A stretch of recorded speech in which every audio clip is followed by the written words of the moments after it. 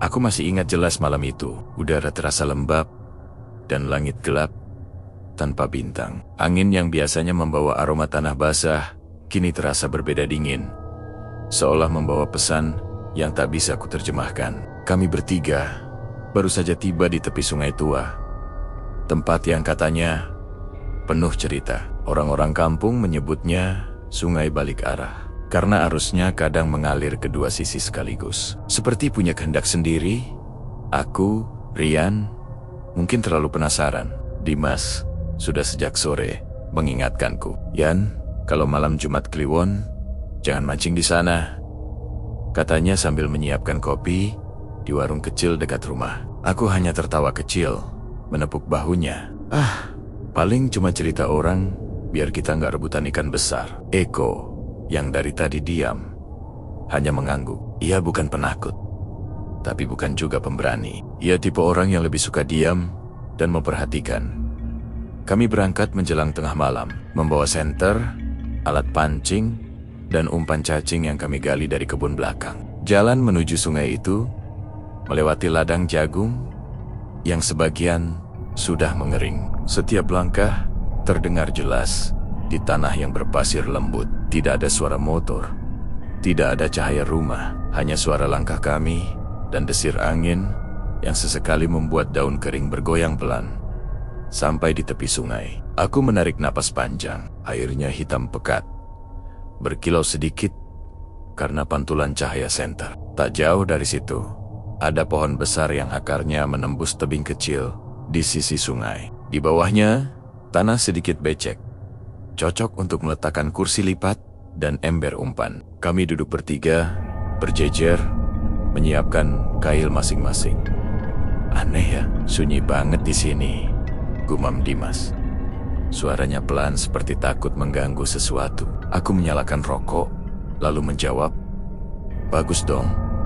Berarti ikannya banyak." Gak ada yang ganggu. Eko hanya mengangguk. Matanya menatap air. Ia memang selalu seperti itu, lebih suka mendengar daripada bicara. Beberapa menit pertama berjalan normal. Aku melempar kail, menatap permukaan air yang bergoyang perlahan. Tapi entah kenapa suasananya terasa berat, seperti ada yang memperhatikan. Aku menggeleng, mencoba menepis pikiran itu.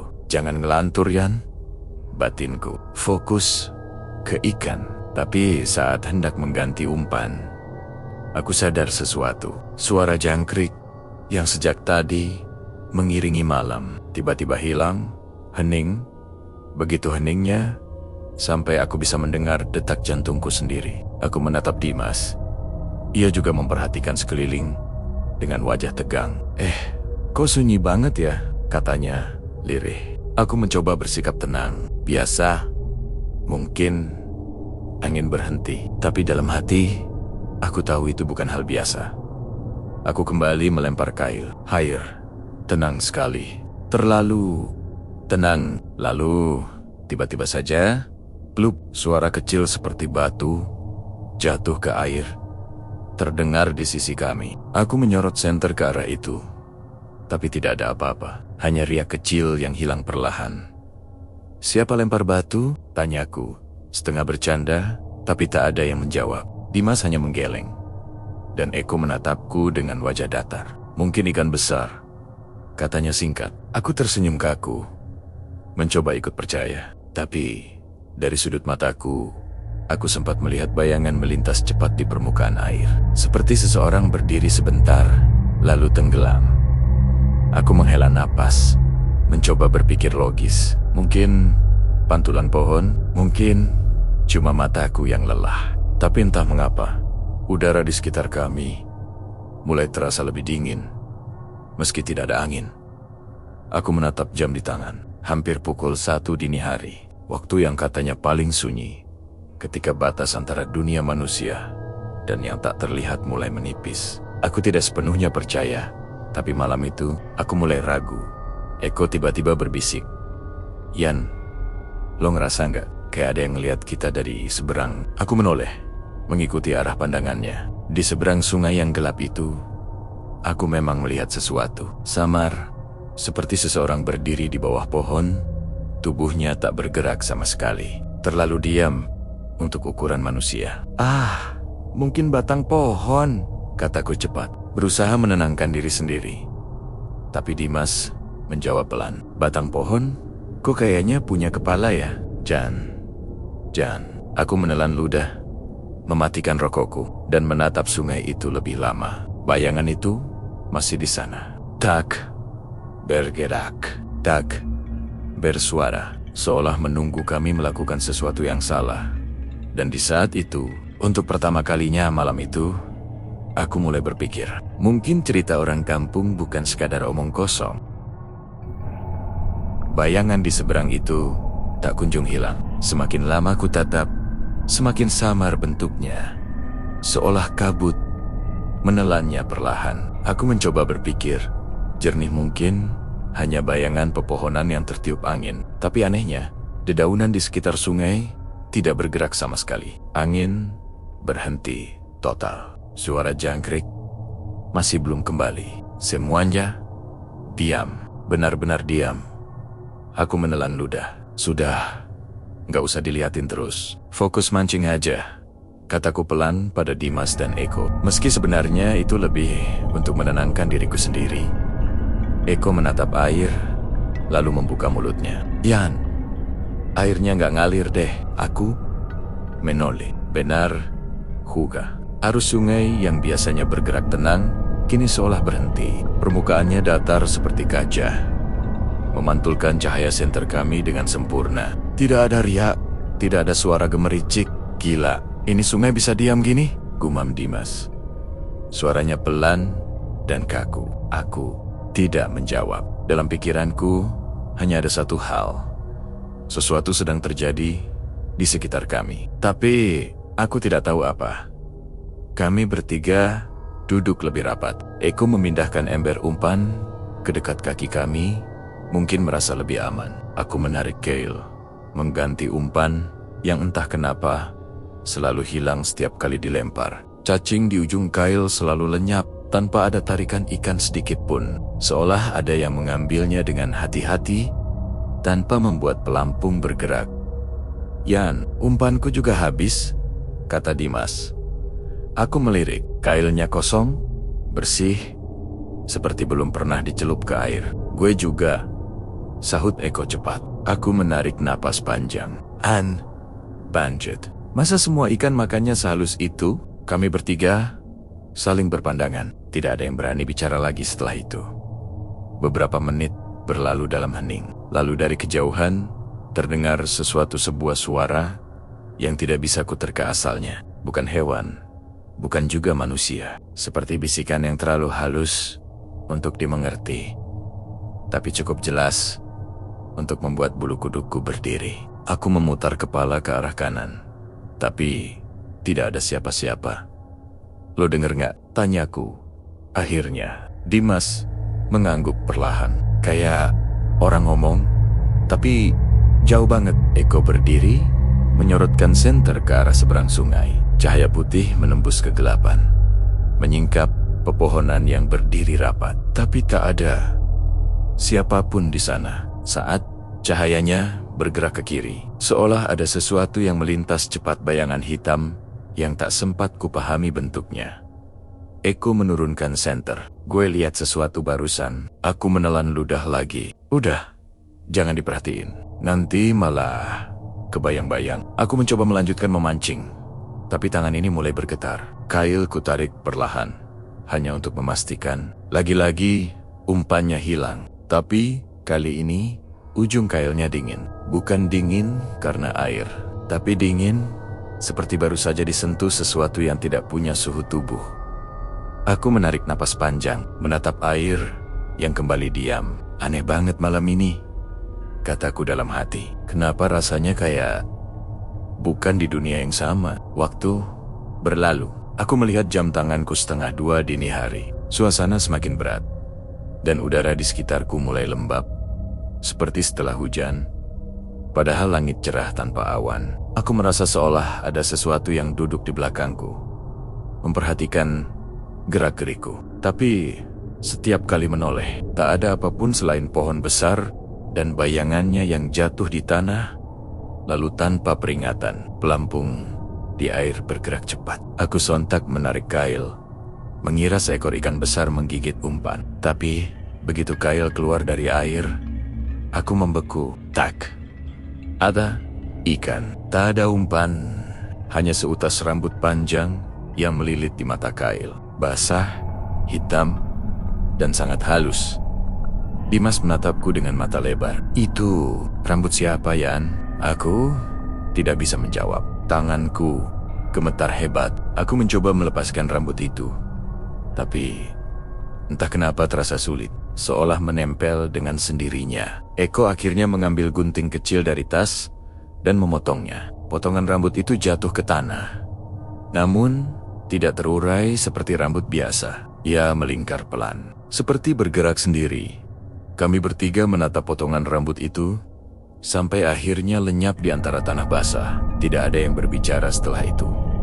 Dalam hati, aku tahu sesuatu sedang menandai kami. Malam itu, aku mulai merasakan bahwa sungai ini bukan sekadar tempat sepi untuk memancing. Ada sesuatu yang hidup di dalamnya, sesuatu yang memperhatikan dan mungkin belum memutuskan apakah kami diterima atau tidak.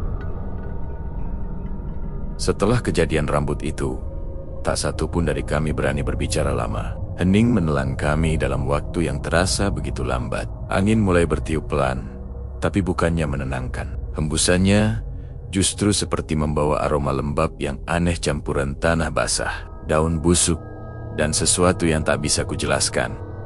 Aku berusaha berpikir logis. Mungkin rambut itu nyangkut di ranting bawah air, kataku dalam hati. Cuma kebetulan, tapi bagian lain dari diriku tahu tak ada ranting di tengah sungai yang dalam seperti itu. Dimas memutuskan menyalakan rokok, mungkin agar ada sedikit cahaya dan rasa hangat. Asapnya melingkar-lingkar ke udara. Tapi aku perhatikan, arah asapnya tidak ke atas melainkan melayang ke sisi sungai, seperti tertarik sesuatu dari arah air. Eko yang dari tadi dia mendadak berbicara. Suaranya parau. Yan, tadi rambutnya jatuh di tanah sini kan? Aku menatap tempat itu. Tanah becek di dekat kaki kami kini tampak aneh. Bekas rambut yang tadi melingkar sudah tidak ada, tapi meninggalkan bentuk cekungan kecil, seperti bekas sesuatu yang pernah duduk di sana. Aku berpura-pura tidak memperhatikan. Udah, jangan dibahas. Kita habisin umpannya aja, terus pulang. Aku mencoba kembali memancing, meski dalam hati tidak sepenuhnya ingin melakukannya lagi. Kailku kulempar pelan, jatuh dengan riak kecil yang nyaris tak terdengar. Pelampungnya mengambang tenang di atas air. Tak sampai 1 menit, pelampung itu bergerak sedikit. Aku tersenyum lega, mungkin akhirnya ada ikan sungguhan. Tapi ketika ku tarik, lagi-lagi kosong. Umpannya hilang. Aku memasang umpan baru, lempar lagi. Tak sampai 10 detik, pelampung bergerak pelan, seperti ditarik dari bawah. Aku menunggu, menahan napas, berharap ada tarikan kuat. Tapi tidak ada. Saat ku tarik kembali, kailnya kosong. Umpan lenyap tanpa jejak. Kali ini, aku yakin, bukan ikan, bukan juga karena arus. Ada sesuatu yang mengambil dengan cara terlalu halus untuk bisa dijelaskan. Dimas memperhatikan wajahku. Sama, Jah? Tanyanya pelan. Aku hanya mengangguk. Sama. Eko mencoba ikut melempar kailnya. Asih, Lia. Sama. Dalam waktu singkat, hampir semua umpan kami habis tanpa hasil. Aku menatap sisa cacing di ember. Tinggal beberapa ekor saja. Tapi tiba-tiba, satu persatu cacing itu mulai menggeliat aneh, bukan seperti biasa. Mereka bergerak cepat, melingkar seperti ketakutan, lalu berhenti serempak. Semua diam, beku, seolah sesuatu di udara membuat mereka tak bisa bernapas. Eko menjauh sedikit. Gue gak suka ini, Yan. Rasanya gak wajar. Dimas menatap sungai yang kini terlihat sedikit berembun. Lo sadar gak? Airnya kayak naik, kayak permukaannya makin dekat ke kita. Aku memandang dengan senter. Benar, air sungai seolah naik pelan, menutupi sebagian batu yang tadi masih terlihat. Tapi anehnya, Tidak ada suara gemericik air, hanya keheningan yang menggantung di antara napas kami. Aku berdiri, menatap sekeliling. Di kejauhan, bayangan di seberang sungai yang sempat kami lihat tadi, kini tak ada. Tapi di tempatnya, muncul sesuatu lain, sebuah cahaya kecil berwarna putih kebiruan.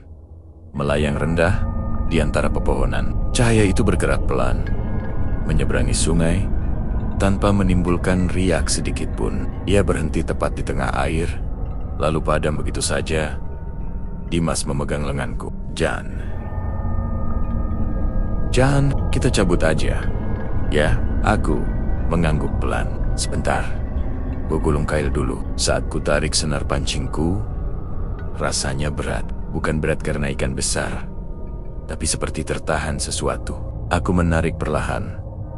Jantungku berdegup makin cepat. Dan ketika kail itu akhirnya keluar dari air, sesuatu yang aneh tergantung di ujungnya. Kali ini, bukan rambut, bukan daun, bukan sampah. Hanya batu kecil berbentuk bulat yang terikat pada senar dengan simpul rapi.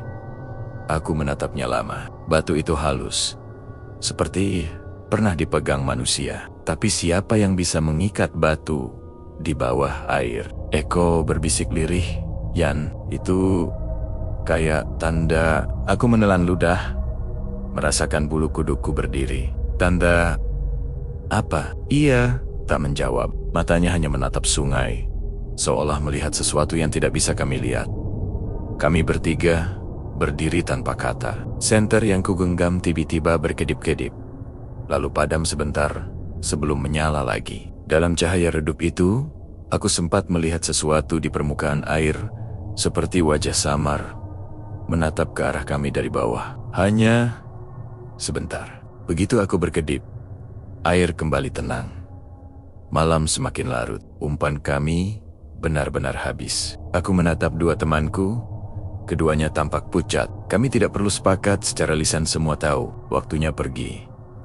Saat kami melangkah menjauh, aku menoleh sekali lagi ke arah sungai itu. Entah mengapa, aku merasa tempat itu tidak marah, tapi juga tidak mengizinkan kami. Seperti seseorang yang hanya ingin kami mengerti bahwa ada hal-hal yang tak seharusnya disentuh terlalu dalam. Dan ketika kami berjalan melewati ladang jagung menuju jalan pulang, aku tahu satu hal pasti. Malam itu bukan ikan yang kami cari, tapi perhatian sesuatu yang sudah lama menunggu di sana. Langit sudah benar-benar gelap ketika kami memutuskan untuk menyalakan senter. Suara jangkrik semakin keras, bergema seperti paduan suara yang datang dari segala arah. Bulan separuh menggantung rendah di atas pohon beringin tua di tepi sungai. Sinarnya temaram menembus kabut tipis yang mulai turun. Aku menatap permukaan air. Gelombangnya kecil, tapi sesekali terasa seperti ada sesuatu yang lewat di bawahnya. Seekor ikan besar, mungkin, atau entahlah. Air sungai itu terlalu tenang untuk ukuran sungai di pedalaman.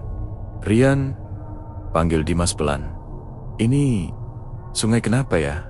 Kayak diam banget. Padahal tadi sore sempat deras. Aku mengangkat bahu. Mungkin pasang surutnya lagi tenang. Atau mungkin airnya dalam banget. Eko menimpali sambil menyiapkan kail.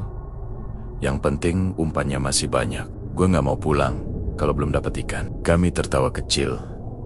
Tapi entah kenapa, tawa itu cepat sekali hilang di telan malam.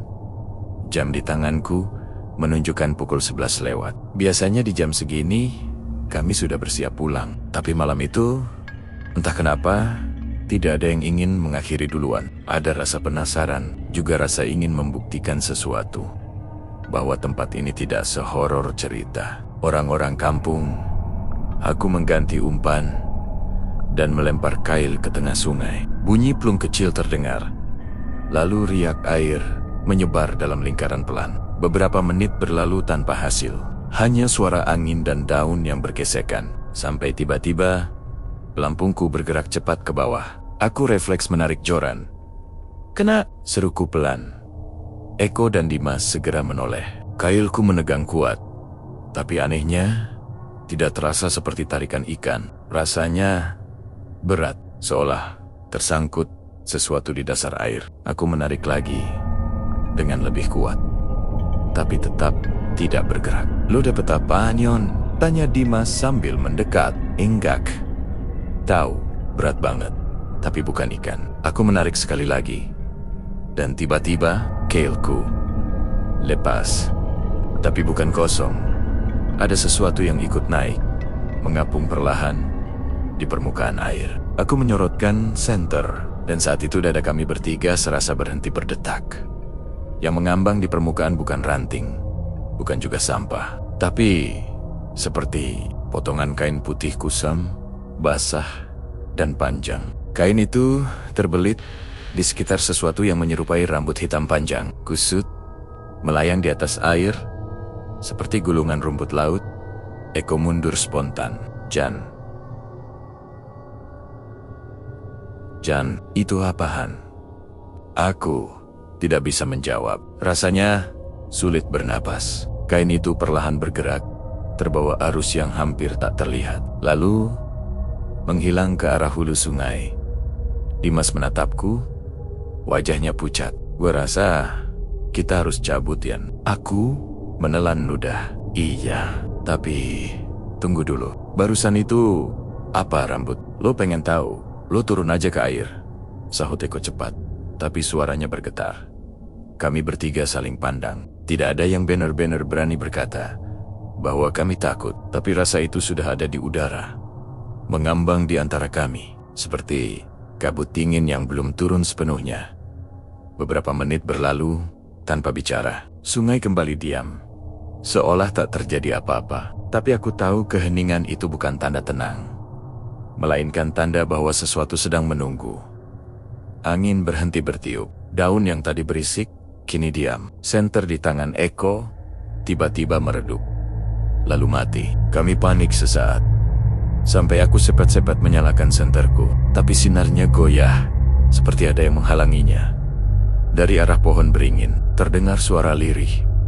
Bukan jelas seperti suara manusia, tapi seperti desir angin yang membentuk kata, pelan, nyaris seperti bisikan. Kenapa kalian memancing di sini? Aku spontan menoleh, menyorot ke arah suara. Tidak ada siapa-siapa, hanya akar pohon besar yang menggantung ke air. Tapi aku yakin, aku tidak salah dengar. Lo dengar barusan? Tanyaku pelan. Eko menatapku dengan wajah tegang. Suara cewek. Aku mengangguk perlahan. Lalu Dimas, dengan nada hampir berbisik, berkata, kayak dari arah air, Yan. Kami semua menatap sungai itu bersamaan. Riaknya tampak normal. Tapi di satu titik, ada gelembung kecil yang muncul pelan, satu demi satu, membentuk lingkaran. Aku menatap permukaan itu lama, hingga tiba-tiba muncul sesuatu yang tak bisa dijelaskan dengan logika. Bayangan samar di bawah air, bentuknya seperti seseorang yang duduk bersimpuh. Rambutnya menjuntai panjang sampai ke dasar sungai. Sekejap saja, bayangan itu menengadah. Dan meskipun air menutupi wajahnya, aku tahu dia sedang menatap ke arah kami. Aku tidak tahu apa yang harus kulakukan. Antara ingin lari, tapi kakiku seolah menempel ke tanah. Udara di sekitar kami menjadi dingin sekali, dan rasanya seperti ada beban di dada. Dimas memegang lenganku. Jan, ayo pulang. Sekarang. Aku mengangguk tanpa bicara. Kami bergegas mengemasi semua barang, tidak peduli kalau kail masih tertancap atau ember umpan belum ditutup. Tapi saat kami berbalik untuk pergi, dari arah air terdengar suara lembut, lebih jelas dari sebelumnya. Jangan buang umpan sembarangan ke air. Langkah kami terhenti. Kami saling pandang, dan untuk sesaat, dunia terasa berhenti berputar. Aku tidak tahu siapa yang berbicara, tapi aku tahu satu hal. Sungai itu bukan tempat biasa. Dan malam Jumat Kliwon ini baru saja mulai menunjukkan wajah aslinya. Aku tidak tahu pasti sejak kapan suasana di tepi sungai itu berubah begitu berat. Setelah cahaya aneh di tengah air menghilang, kami hanya duduk diam, tidak lagi berbicara. Dimas menatap ke tanah. Eko memeluk lututnya, dan aku hanya memandangi permukaan sungai yang kini memantulkan bayangan bulan separuh, pucat dan dingin. Rasanya waktu berhenti di sana. Tak ada tanda malam semakin larut. Tak ada suara burung malam atau jangkrik. Bahkan, detak jam di tanganku terasa terlalu keras, seolah dunia di sekitar kami menunggu sesuatu terjadi. Eko akhirnya bicara pelan. "Yan, lo denger nggak?" Aku menatapnya. "Denger? Apa?" Ia menelan ludah, lalu menoleh ke belakang, ke arah pohon besar di tepi tebing. Kayak ada yang jalan di belakang. Aku menegakkan tubuh, menajamkan telinga. Awalnya, tidak ada apa-apa, tapi perlahan aku juga mendengarnya. Langkah pelan, teratur. Bukan langkah hewan kecil, tapi seperti langkah manusia yang sengaja menapaki tanah basah dengan hati-hati. Langkah itu berhenti tepat di belakang kami. Aku menoleh. Perlahan, tak ada siapapun, hanya kursi lipat kosong dan tas pancing yang kami letakkan di dekat akar pohon. Aku menatap Dimas. "Mungkin cuma daun jatuh," kataku. "Cepat." Dimas menggeleng pelan. "Tapi nggak ada daun yang jatuh." Benar juga, pohon besar di belakang kami berdiri kaku. Tidak ada daun yang bergerak, tidak ada angin yang lewat. Aku memutuskan berdiri dan memeriksa sekitar. Langkahku terasa berat, seperti tanah menahan sepatuku. Saat aku mendekati kursi kosong itu, udara di sekitarnya terasa lebih dingin. Dingin yang aneh, bukan seperti udara malam biasa, tapi seperti hawa dari tempat yang tidak seharusnya terbuka. Aku membungkuk mengambil tas. Saat itu, tepat di belakang telingaku, terdengar suara pelan. Sebuah bisikan lembut, nyaris seperti hembusan napas. "Udah lama nggak ada yang datang ke sini." Aku membeku, napasku tercekat. Tidak ada angin, tapi aku bisa merasakan udara dingin menyentuh tengkukku. Siapa?" Suaraku keluar nyaris tanpa suara. Tidak ada jawaban, tapi aku tahu aku tidak salah dengar. Bisikan itu nyata, lalu pelan. Suara itu datang lagi dari arah yang sama. Kali ini lebih jelas. "Jangan takut. Aku cuma ingin lihat." Aku berbalik cepat, menyorotkan senter. Tak ada siapapun. Tapi di tanah tempat aku berdiri, terlihat jejak samar seperti bekas telapak kaki kecil. Tidak dalam, seolah kaki itu hanya menapak sebentar, lalu menghilang. Eko dan Dimas menatapku dengan wajah pucat. "Lo, kenapa, Yan?" Aku menelan ludah, mencoba menenangkan suara. "Ada yang ngomong?" "Siapa?" Aku menggeleng. "Gue nggak tahu." Suaranya perempuan, pelan banget. Dimas berdiri, menatap sekitar. "Mungkin cuma dari arah kampung." "Suara dari arah belakang gue," jawabku cepat. "Deket banget." Kayak bisikan. Kami semua diam. Hanya air yang tenang di depan kami, dan pohon besar di belakang yang tampak semakin tinggi dalam kegelapan. Aku merasa ada sesuatu yang menatap kami dari balik batangnya. Tapi setiap kali kulihat, hanya ada bayangan sendiri. Beberapa menit berlalu tanpa suara. Kami hampir saja memutuskan untuk membereskan semuanya ketika Dimas mendadak memegang bahuku. "Jan, lo lihat itu enggak?" Aku mengikuti arah pandangnya ke permukaan air. Ada riak kecil, seperti seseorang menapakkan tangan di sana. Riak itu membentuk lingkaran halus, lalu berhenti di satu titik. Dari tengah air yang hitam, muncul sesuatu seperti bayangan samar. Bukan bentuk jelas, hanya seperti kabut yang perlahan membentuk siluet manusia duduk di permukaan air.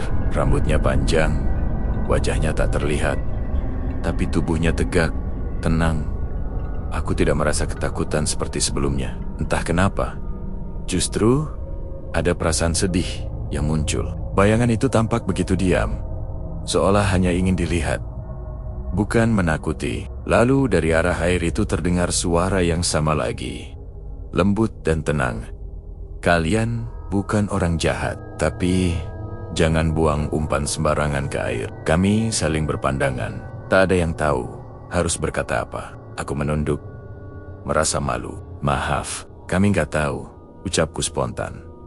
Bayangan itu tidak bergerak, tapi aku merasa seperti mengangguk. Perlahan, bentuknya mulai kabur.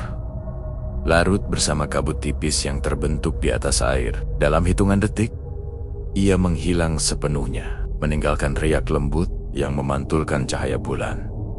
Kami bertiga masih diam. Tak ada yang ingin memastikan apakah tadi sungguhan atau hanya bayangan mata lelah. Tapi entah kenapa, udara di sekitarku mulai terasa hangat kembali. Suara jangkrik pelen-pelen muncul dari kejauhan. Sungai itu kembali seperti semula tenang, mengalir perlahan dan tampak biasa. Namun jauh di dalam hati, aku tahu malam itu bukan mimpi. Dan suara lembut di belakangku masih terdengar samar, seperti gema yang tertinggal di dalam kepala. Jangan ganggu airku lagi. Setelah bayangan itu menghilang, kami bertiga hanya duduk dalam diam. Tidak ada yang berani berkomentar, seolah kata-kata bisa saja memanggil kembali sesuatu yang baru saja pergi. Aku menatap air sungai yang kini kembali beriak pelan, mengalir seperti semula. Tapi perasaanku tidak tenang. Rasanya seperti berjalan di atas kaca tipis. Semua tampak normal, tapi bisa pecah kapan saja. Angin yang sempat berhenti kini kembali bertiup pelan. Daun-daun di pohon besar di belakang kami bergesekan lembut, menimbulkan bunyi yang biasanya menenangkan. Tapi malam itu, bunyi itu justru terdengar seperti bisikan panjang tanpa arti. Aku memandang jam tangan. Hampir pukul 3 dini hari. Biasanya saat jam segini, ayam jantan di kampung sebelah sudah mulai berkokok. Tapi tidak malam itu. Semuanya tetap hening, seolah waktu berhenti di tepi sungai ini. Dimas mengusap wajahnya. Gue nggak tahu ini halusinasi atau bukan, katanya pelan. Eko menimpali. Tapi lo juga lihat kan, gue nggak gila. Aku menatap mereka bergantian. Kita bertiga ngelihat hal yang sama. Jadi, kalau ini halusinasi, berarti kita halu bareng. Kami mencoba tertawa, tapi suara tawa itu terasa hampa. Aku tahu masing-masing dari kami sedang berusaha keras untuk tidak kehilangan kendali. Aku menatap air lagi. Kali ini, permukaannya terlihat lebih tenang dari sebelumnya, terlalu tenang. Biasanya sungai selalu bergerak, tapi malam itu seperti sedang menahan napas. Entah kenapa, aku tiba-tiba teringat pada kalimat yang dibisikkan suara perempuan tadi. Jangan buang umpan sembarangan ke air. Aku menunduk, memperhatikan sisa-sisa cacing di tanah. Beberapa masih menggeliat lemah. Sebagian sudah diam. Aku merasa bersalah. Tanpa sadar, aku melemparkan beberapa ke sungai tadi, sesuatu yang mungkin dianggap tidak sopan di tempat ini.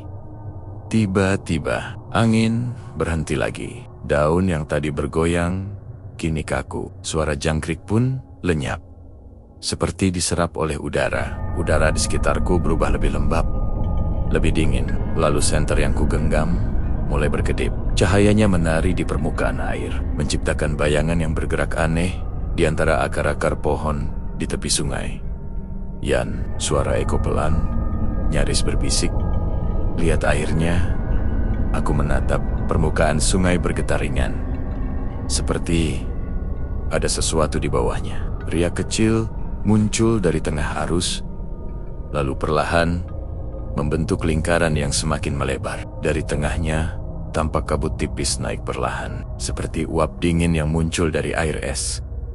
Kabut itu membentuk siluet samar. Lalu, perlahan-lahan, siluet itu menjadi lebih jelas. Seorang perempuan duduk di atas permukaan air. Tubuhnya tidak memantulkan cahaya, seolah terbuat dari air itu sendiri. Rambutnya panjang, menutupi sebagian wajah. Tangannya terlipat di pangkuan.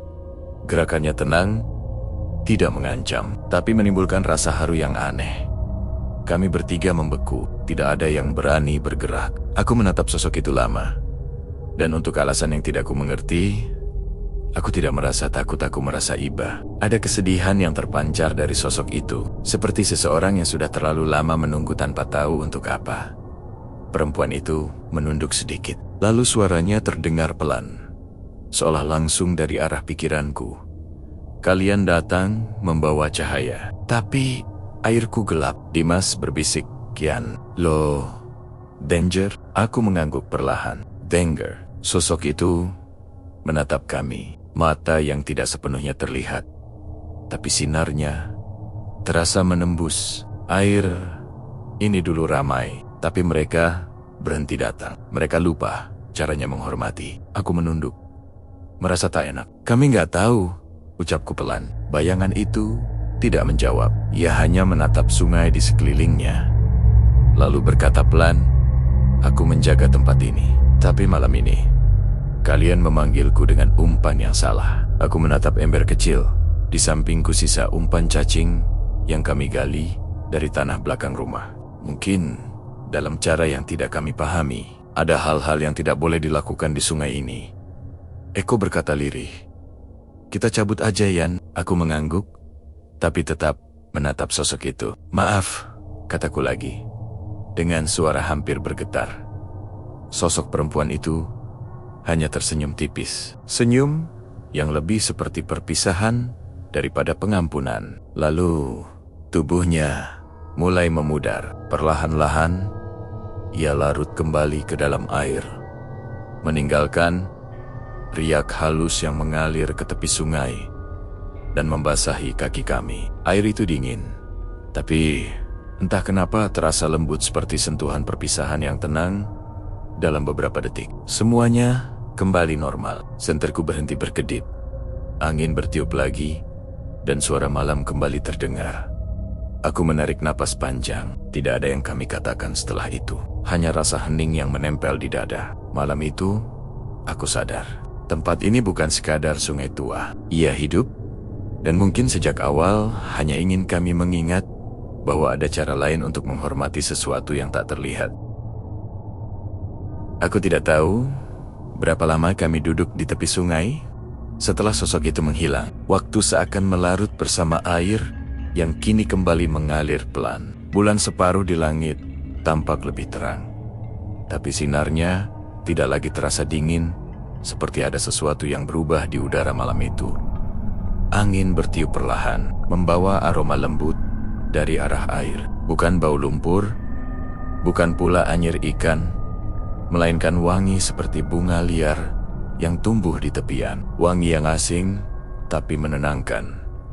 Dimas memecah keheningan. Gue masih gak percaya yang kita lihat barusan. Eko menatap sungai sambil menggeleng pelan. Kalau cuma gue sendiri yang lihat, mungkin gue pikir gue mimpi. Tapi kita bertiga lihat hal yang sama. Aku tidak menjawab. Ada sesuatu yang berputar dalam pikiranku, seperti suara yang belum sepenuhnya hilang.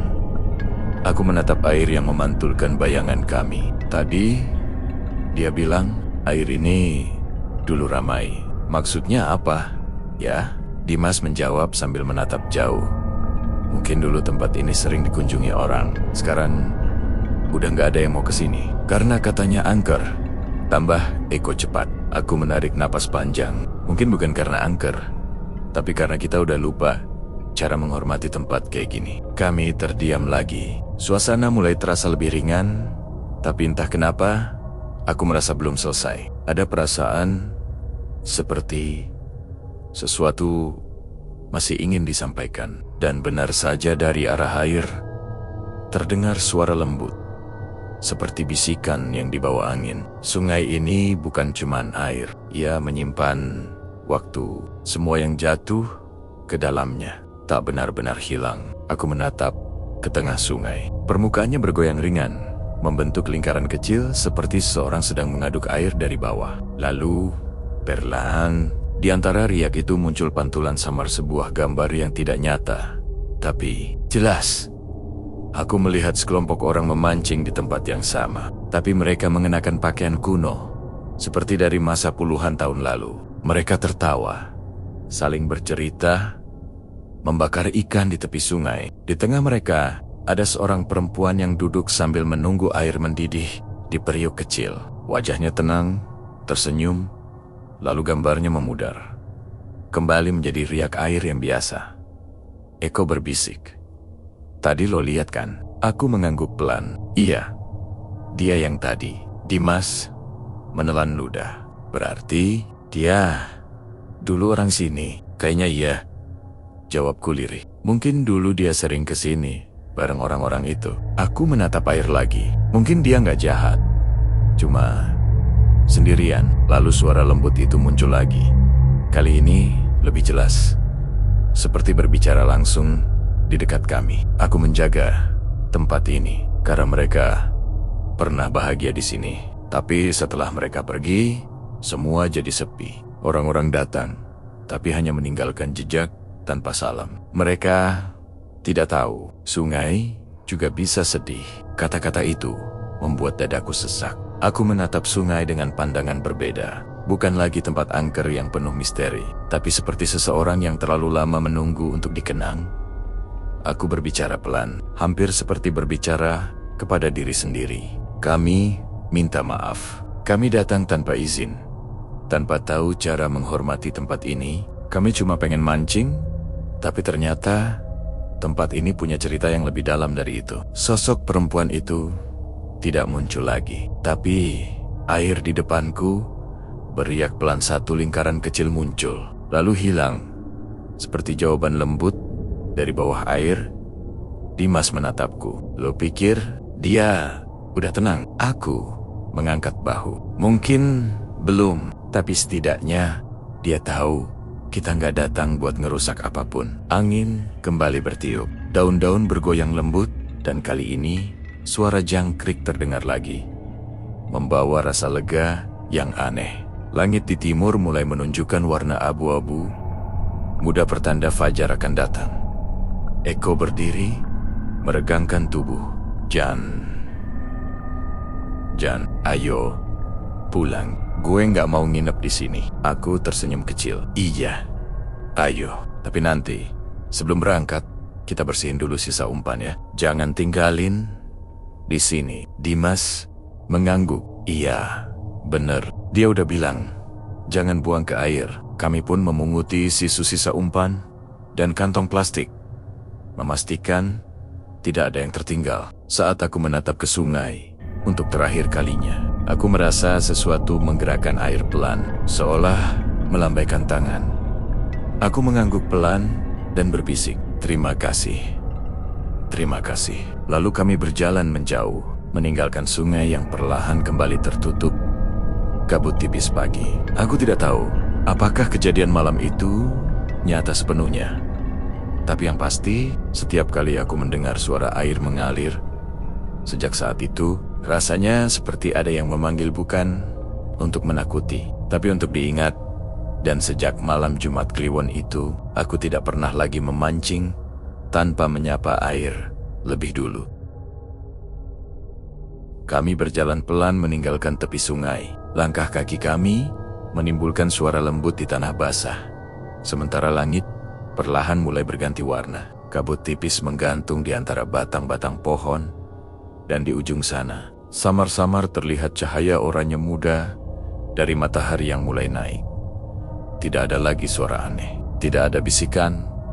Tidak ada bayangan yang mengikuti. Hanya udara pagi yang dingin dan aroma tanah yang lembab. Namun, di balik keheningan itu, aku merasa ada sesuatu yang berubah. Bukan pada tempat ini, tapi pada diriku sendiri. Dulu aku selalu menganggap alam hanya sebagai latar belakang. Tempat kita datang, bersenang-senang, lalu pergi.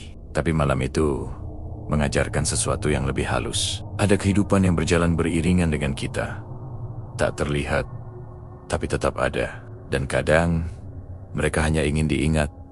Eko berjalan di depanku sambil menguap. Gila, gue gak tidur sama sekali. Tapi anehnya, gue gak ngerasa ngantuk. Dimas menimpali.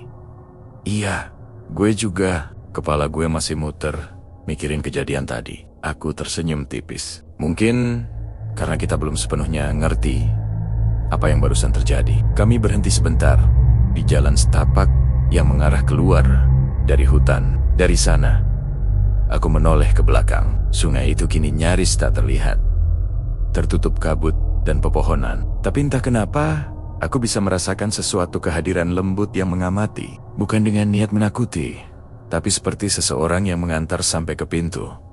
Aku menunduk. menatap tanah, lalu berkata pelan, "Terima kasih, sudah membiarkan kami pergi dengan tenang." Eko menatapku, aneh. "Lo ngomong sama siapa, Yan?" Aku tersenyum kecil. Kuma bilang, "Terima kasih." Dimas menepuk bahuku. "Lo mulai kayak orang kampung lama, Yan." Aku tertawa pelan. Mungkin memang seharusnya begitu. Orang dulu lebih tahu cara menghargai tempat. Perjalanan pulang terasa jauh lebih cepat daripada saat berangkat. Mungkin karena kami tidak lagi terbebani rasa takut. Atau mungkin karena sungai itu sudah melepaskan kami. Ketika akhirnya kami tiba di jalan aspal dekat perkampungan, suara ayam berkokok mulai terdengar. Disusul gonggongan anjing dari kejauhan. Dunia terasa hidup lagi. Kami duduk sebentar di pinggir jalan, menunggu ojek lewat. Eko berkata sambil menatap matahari pagi, "Gue jadi mikir, Yan. Kalau benar sungai itu dijaga sama sosok kayak tadi, berarti tiap tempat punya penjaganya ya." Aku mengangguk pelan. Mungkin bukan penjaga, tapi saksi. Alam nyimpen cerita tentang siapa aja yang pernah datang. Dan kalau kita nggak sopan, mereka cuma ngingetin. Tambah Dimas. Kami terdiam sejenak. Suasana pagi terasa damai. Tapi di balik ketenangan itu, aku tahu setiap dari kami sedang merenung. Tidak lagi tentang hal-hal menyeramkan, tapi tentang betapa kecilnya manusia di hadapan alam yang luas dan tua. Saat ojek datang, kami naik bertiga. Di tengah perjalanan, aku menatap ke arah balik, ke arah sungai yang kini sudah jauh di belakang. Matahari pagi menyinari pepohonan, menciptakan bayangan panjang yang berkilau di antara embun. Dan dalam sekejap itu, aku seperti melihatnya lagi. Sosok perempuan berambut panjang, berdiri di tepi sungai, menatap kami dengan senyum lembut. Aku tidak takut, aku malah merasa damai. Mungkin itu bukan penampakan, mungkin hanya ingatan terakhir dari malam yang tak akan pernah kami lupakan. Tapi yang pasti, aku tahu dia sudah tenang, dan tempat itu juga. Beberapa hari setelahnya, kami bertiga sepakat untuk tidak menceritakan kejadian itu secara rinci kepada siapapun. Bukan karena takut ditertawakan, tapi karena kami merasa itu bukan sesuatu yang pantas dijadikan hiburan. Sungai itu tetap menjadi rahasia kecil di antara kami. Tempat di mana batas antara dunia, manusia dan dunia yang lebih tua sempat terbuka sebentar. Dan setiap kali aku memancing lagi, entah dimanapun, aku selalu memulai dengan cara yang sama. Aku menatap air, lalu berkata pelan, "Permisi, kami datang dengan niat baik." Sejak malam Jumat Kliwon itu, tak pernah lagi ada kejadian aneh saat aku memancing. Hanya suara angin, percikan air, dan ketenangan yang perlahan menenangkan pikiran. Kadang aku berpikir, mungkin yang membuat tempat itu terasa angker, bukan karena roh yang jahat, tapi karena manusia yang lupa cara mendengar. Karena jika kita diam cukup lama, alam sebenarnya selalu berbicara dengan cara yang halus. Kadang dalam bentuk angin, kadang dalam bentuk riak, air, atau kadang lewat sosok yang hanya ingin dikenang. Dan malam itu, di tepi sungai tua, aku akhirnya mengerti bahwa ketenangan tidak datang dari mengusir rasa takut, tapi dari memahami bahwa setiap keheningan pun punya cerita yang ingin didengar.